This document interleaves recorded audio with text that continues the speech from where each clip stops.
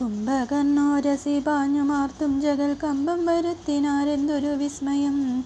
കുംഭസഹസ്രം ജലം ചൊരിഞ്ഞിടിനാൻ കുംഭകർണ സ്രവാണാന്തരെ. പിന്നെയും കുംഭിവരന്മാരെ കൊണ്ടു നാസാന്ദ്രത സമ്പുതരോമം പിടിച്ചു വലിപ്പിച്ചും തുമ്പിക്കര മറ്റലറിയുമാനകൾ ചമ്പാരി വൈരിക്കു കമ്പമില്ലേതുമേ.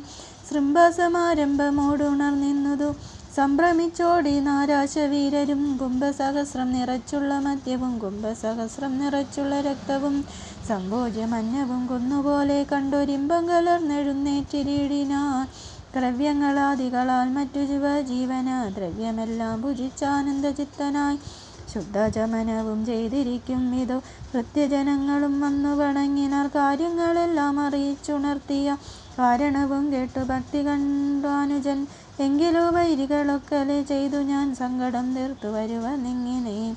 ചൊല്ലിപ്പുറപ്പെട്ട നേരം മഹോദരൻ മെല്ലെ തൊഴുതു പറഞ്ഞാനതു നേരം. ജ്യേഷ്ഠനെ കണ്ടു തൊഴുതു വിടവാങ്ങി വാട്ടം വരാതെ പോയിക്കൊള്ളുക നല്ലതു. ഏവം മഹോദരൻ ചൊന്നതു കേട്ടവൻ രാവണൻ തന്നെയും ചെന്നു വണങ്ങിനാൻ. ഗാഢമായ ലിംഗനം ചെയ്തിരുത്തിനാൻ ൂഢമോദം നിജ സോദരൻ തന്നെയും. ചിത്തെ ധരിച്ചതില്ലോർക്ക നീ കാര്യങ്ങൾ വൃത്താന്തമെങ്കിലോ കേട്ടാലും ഇന്നടോ. സോദരി തന്നെ നാസഭുജങ്ങളെ ഖേദിച്ചതിന്നു ഞാൻ ജാനകി ദേവിയെ.